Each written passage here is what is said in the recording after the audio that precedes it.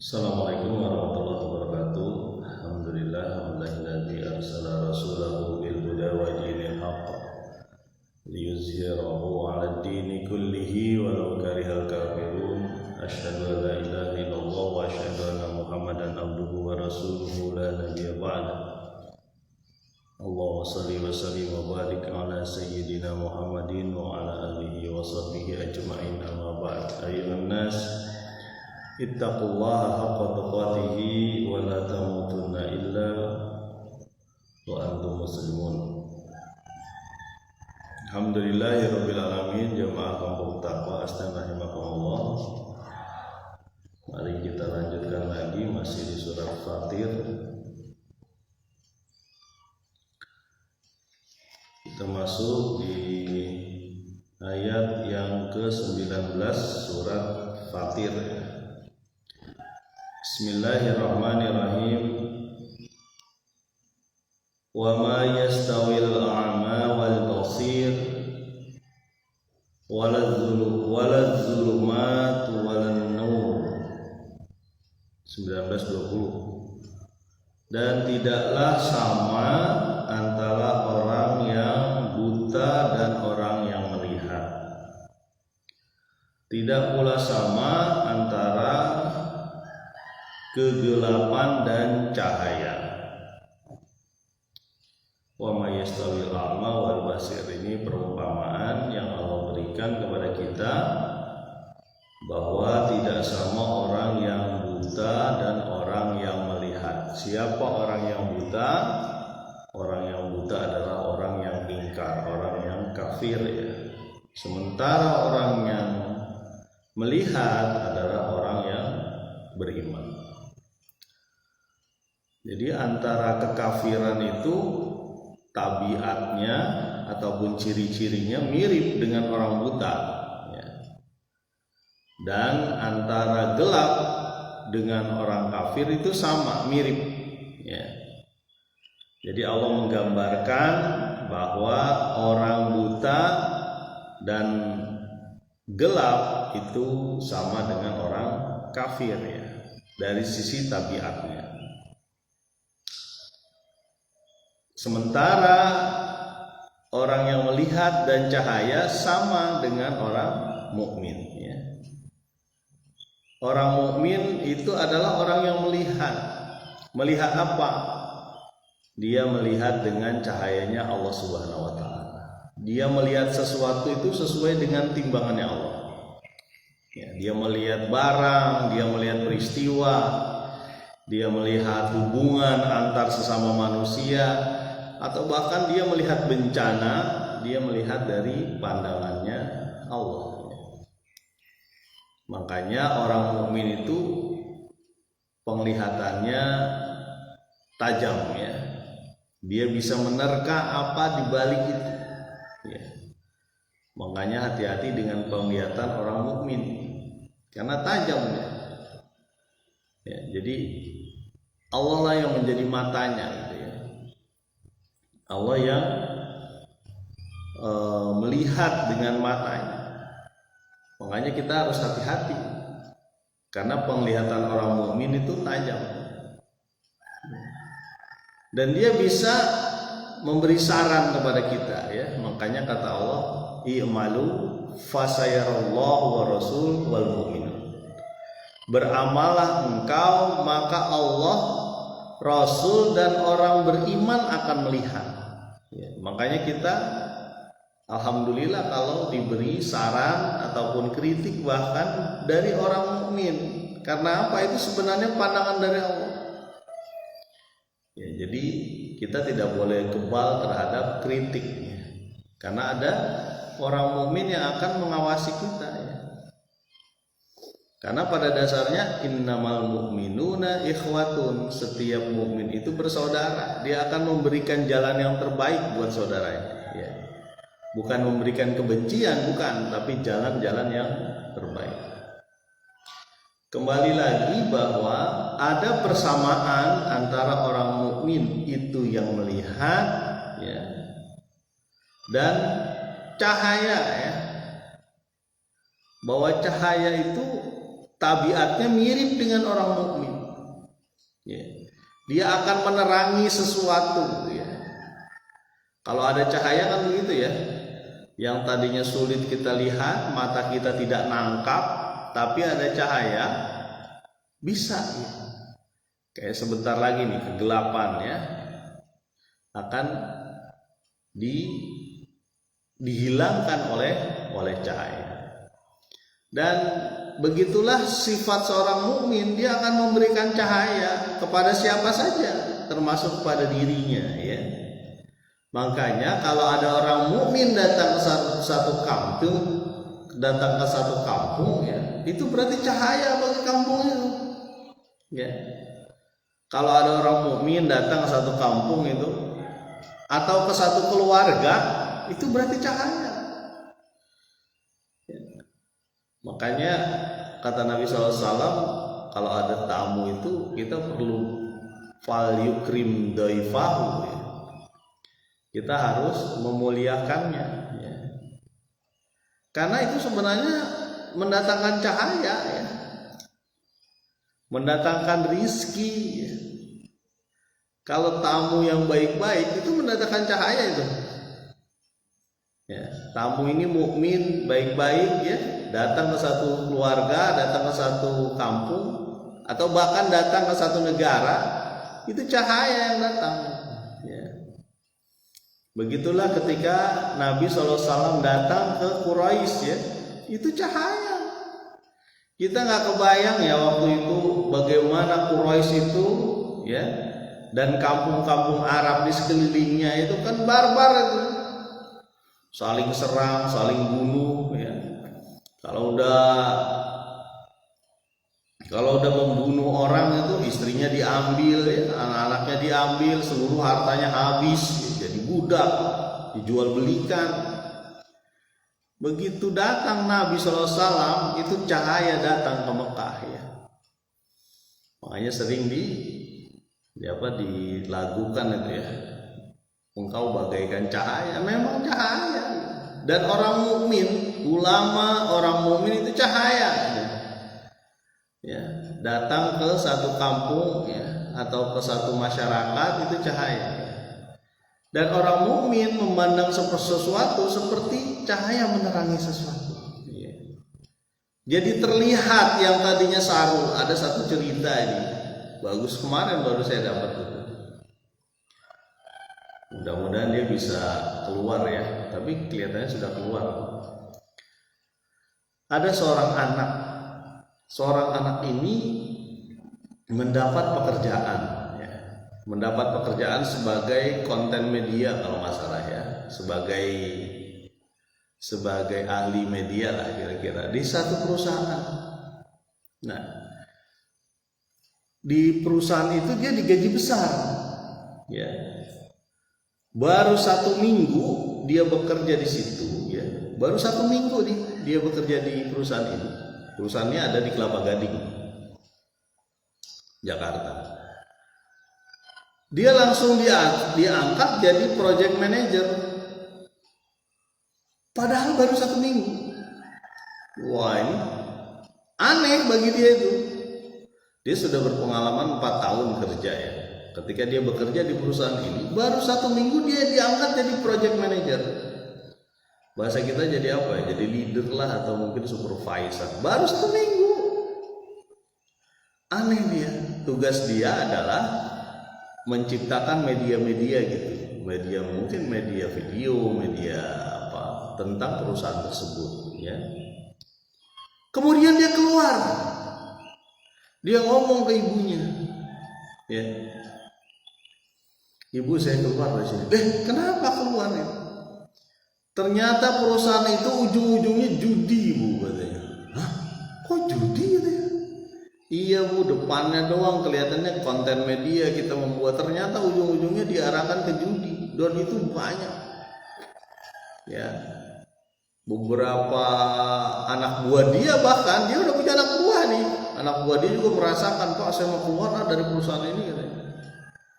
Karena ternyata ujungnya tuh judi. Nah, makanya hati-hati nih, Pak. Kita nih punya anak nganggur gitu ya di rumah, kemudian nyebarin lamaran gitu, nyebarin lamaran, dapat perusahaan, lihat juga perusahaan tuh, jangan-jangan itu. Nah, yang dilakukan oleh anak ini ya, bujangan ini, mas bujangan tuh orang itu keluar karena melihat ada yang ketidakbenaran di dalam perusahaan itu ya, dan ternyata itu ada unsur judinya ya. Ada judi pacuan kuda, apa aja dia ini tuh dia garap gitu di Indonesia atau di luar negeri itu. Waduh, bahaya nih kan. Betul, dia keluar karena imannya tuh. Ya. Dia keluar karena keimanan. Nah, itulah mukmin tuh begitu, memandang dengan melihat gitu. Kemudian memandang berdasarkan cahaya dari Allah. Sehingga dia bisa mendeteksi bahwa perusahaan ini ada perusahaan yang mengandung unsur judi. Dan kita tahu bahwa judi adalah sesuatu yang diharamkan oleh Allah Subhanahu wa Ta'ala. Nah, orang ini keluar dari perusahaan tersebut. Saya baru dengar cerita tuh kemarin. Oh, jadi ada ya perusahaan kayak gitu? Ada, Pak. Jadi perusahaan yang sampai dibilang begini, itu bisa ditanggepin polisi tuh katanya. Nah, saya nggak tahu tuh pemilik perusahaan itu kayak apa. Jadi kembali lagi bahwa orang mukmin akan melihat dengan cahaya. Sementara sebaliknya ya, ada yang ama, ada yang buta, dan ada yang gelap. Siapa? Itu tabiat orang kafir. Tabiat orang yang ingkar itu buta dan gelap. Ya. Buta dan gelap. Kalau orang buta tuh memandang sesuatu kan susah ya. Orang buta, 3 orang buta tuh ada kisahnya, lucu juga tuh kisah. 3 orang buta disuruh, orang buta ini buta sejak kecil ya, tidak pernah melihat gajah ya. Coba perhatikan ini, orang buta dari kecil tidak pernah melihat gajah. Kemudian oleh seseorang, 3 orang buta ini disuruh memegang gajah ya. Lalu sampaikan gajah ini seperti apa ya. Si A, orang buta si A, dia bilang gajah itu seperti ular katanya. Gajah seperti ular. Oh, gajah seperti ular? Iya. Itu si A yang ngomong. Yang kedua si B, gajah itu seperti tembok dia. Dia tidak pernah lihat gajah ini sebelumnya, orang buta nih. Gajah seperti tembok. Yang ketiga, yang si C, gajah itu kayak tiang listrik katanya. 3 orang ini menyebutkan yang berbeda. Ya. Sekarang kita lihat, kenapa si A menyebut gajah seperti ular? Karena dia pegang ekornya. Dia pegang ekornya. Oh, gajah itu bentuknya seperti ular ini, meliuk-liuk gini. Oh, berarti gajah itu kayak ular. Kemudian yang kedua, gajah seperti tembok. Nah, gajah seperti tembok, dia megang apanya? Dia megang perutnya. Iya kan, gede tinggi gitu ya, kayak tembok lah.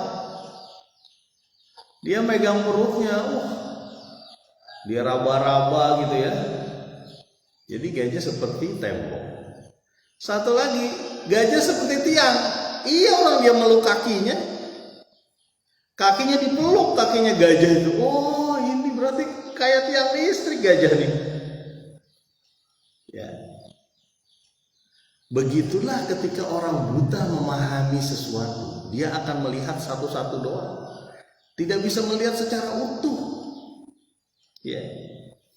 Makanya orang buta itu andalan dia adalah rabaan tangannya ya. Kalau melihat wajah seseorang, kalau perlu diraba wajahnya biar kebayang oleh dia seperti apa wajahnya. Mungkin hidungnya mancung lah, bibirnya seperti apa, tulang mukanya nonjol atau tidak ya. Itulah orang buta. Dan orang kafir itu mirip dengan orang buta. Dia tak bisa melihat kebenaran ya. Ketika dia melihat pergantian siang dan malam, dia gak peduli ya. Dia gak yakin, dia gak percaya bahwa itu ada yang menggerakkan sedemikian hebat, bahwa Allah mengedarkan langit dan bumi, matahari, bulan itu dalam satu edaran manzilah ya, dalam satu garis edar yang terus menerus berputar. Orang buta gak ngelihat itu. Itulah buta hati ya. Orang buta tak melihat ya. Bagi dia sama saja gitu ya. Ketika dia melihat reruntuhan peninggalan kuno ya, bahwa satu kampung, satu negeri itu hancur gara-gara tidak beriman ya. Entah di kaum Ad, kaum Samud ya. Itu dia lewat begitu aja ya. Dia tidak melihat apa sih sebenarnya yang dibalik itu ya. Makanya ketika Nabi berjalan ke Tabuk waktu itu ya, apa kabar Bu Tari?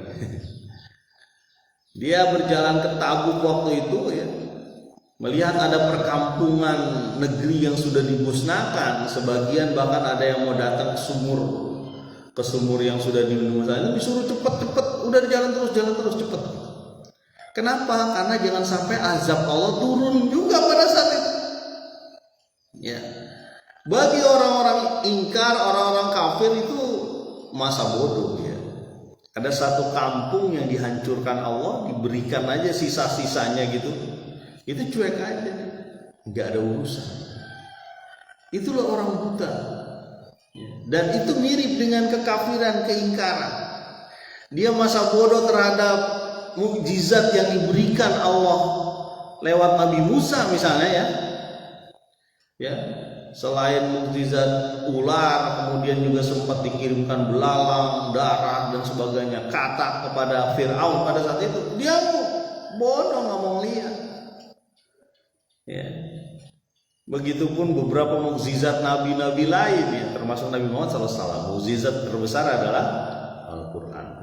Tapi ada juga loh mukjizat Nabi ya. Dia dinaungi awan ya.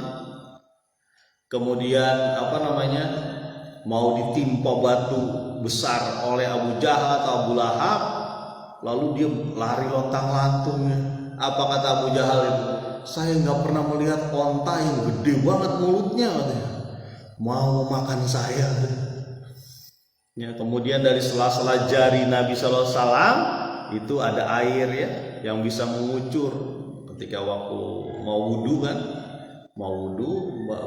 dibawa embernya, ditaruh aja ya.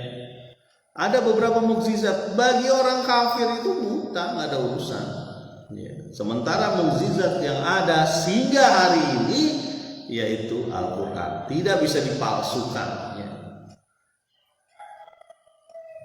Jadi orang kafir itu buta ya. Terus orang kafir itu bisa jadi orang yang ingkar. Bahkan ada orang Islam itu yang ingkar loh dengan agamanya. Ada, namanya aja Islam, tapi dia nggak mengakui syariat-syariat yang Allah berikan. Ngapain pakai jilbab? Jilbab itu budaya sana, budaya Timur Tengah. Budaya kita itu apa beda? Padahal jilbab Allah yang nyuruh ya. Ya. Itu orang mengaku muslim loh. Saya kadang suka bingung juga. Ini gimana ini? Ngapain ngambil bank syariah kata dia gitu. Bank Islam sama aja tuh begitu. Mendingan kita ngambil aja bank konvensional, bank yang ini kita harus ngerti juga nih bedanya bank syariah, bank Islam dengan bank konvensional. Pak, kok kita ngomongin bank konvensional? Iya, karena hati-hati. Jangan-jangan ada riba di situ. Ya. Dan orang mukmin itu teliti, gak sembarangan mengambil duit atau mengeluarkan duit. Itu mukmin, ya. Dia teliti, gak sembarangan tuh ngambil duit ataupun mendapat duit itu dari mana, ya. Dapat dari mana, berapa uangnya, ya. Siapa yang memberikan tuh orang mukmin. Nggak sembarangan, yang penting dapat duit, nggak bisa. Ya.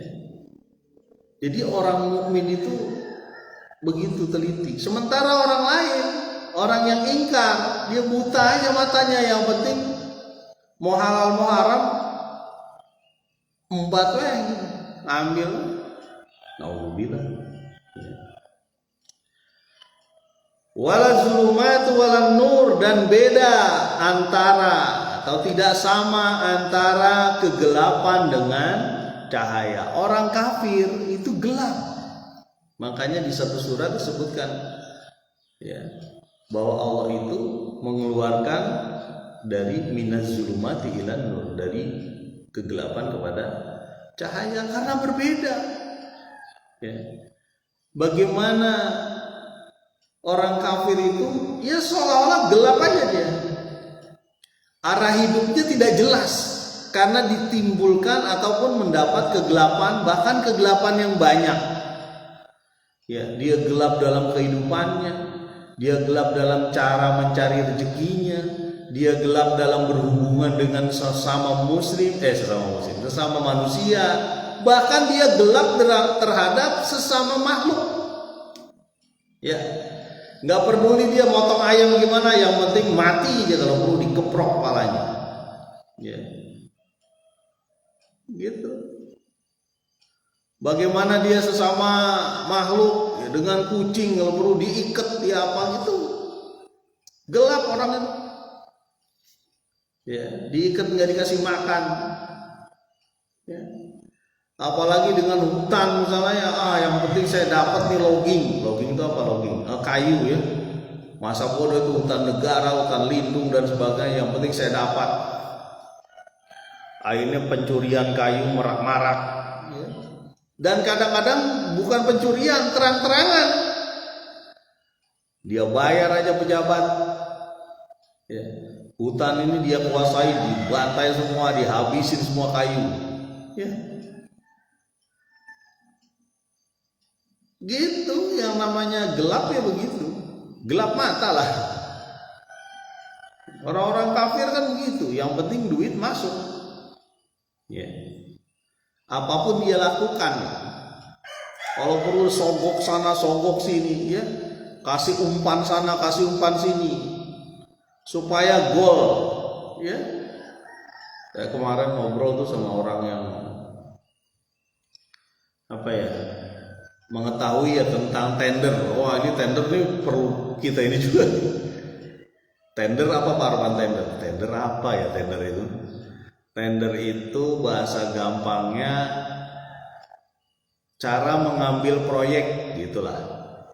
Cara mengambil bisnis dengan cara dilelang, biasanya dilelang. Dilelang gimana Pak Arman dilelang? Contoh ya, saya mau membangun satu sekolah, ya. Misalnya saya pemerintah, entah pemerintah atau swasta. Saya membangun satu sekolah. Saya buka penawaran, siapa yang bisa membangun sekolah seharga 3 miliar misalnya.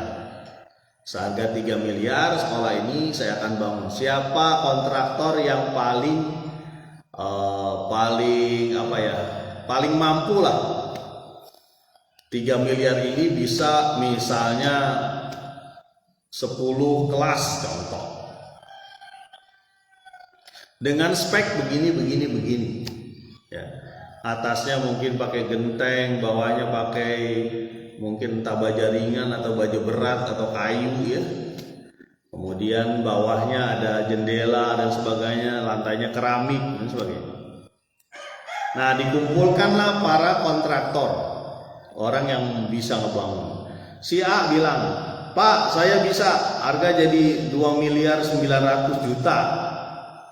Saya bisa bikin 10 kelas dengan spek yang ada. Ada lagi yang ngomong, Pak, saya 2,5 miliar. Bener kamu 15,5? Iya Pak, saya punya spek begini-begini. Wah hebat. Saya lagi ada yang begini gitu. Tender tuh begitu. Nah, kadang-kadang tender itu ada orang yang main di belakang. Ngomong sama pejabatnya, Pak, coba masukin tuh ini saya tuh proposal saya di approve lah atau diterima lah. Gampang Pak, dari sekian tuh Bapak bisa 5% deh. Wah, ini tender tuh begitu. Ya. Bisa berbahaya itu karena di situ ada unsur sogok, menyogok dan sebagainya. Nah, cerita tadi tentang tender ternyata memang begitu. Sebagian ada yang main begitu ya, nggak semua, ada juga mungkin yang benar ya. Ya. Bahkan saya pernah dengar itu ada yang modelnya begini. Ini ada proyek harganya berapa ya? 1 miliar atau 2 miliar ya? Tapi saya kirim cuma 600 juta, 1 miliar. Terserah dah itu uangnya mau buat apa. Ya. Dikirim cuma 600 juta. Ya nggak mau lah orang itu. Walaupun dia dapat nih 600 juta ya cash. 600 juta nggak mau orang itu. Kenapa? Karena dia harus bertanggung jawab 1 miliar coba.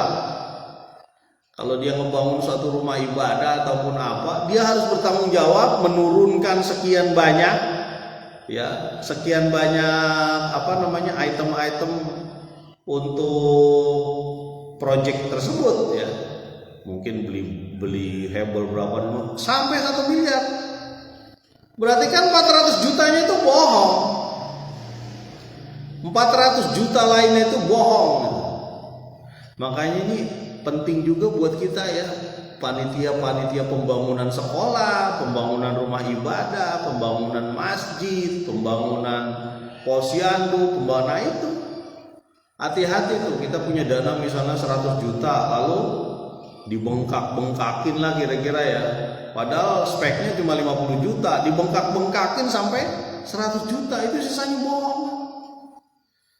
Wah, naudzubillah. Itulah orang-orang yang ingkar tuh begitu. Yang penting uang masuk.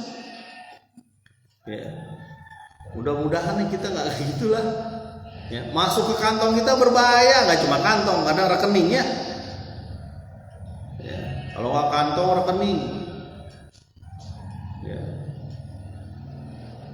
Mudah-mudahan kita terbebas dari hal ini. Mudah-mudahan kita melihat dan mudah-mudahan kita terang, bukan gelap. Bukan gelap dan bukan buta. Subhanakallahumma wa bihamdika asyhadu an la ilaha illa anta astaghfiruka wa atubu ilaik. Assalamualaikum warahmatullahi wabarakatuh.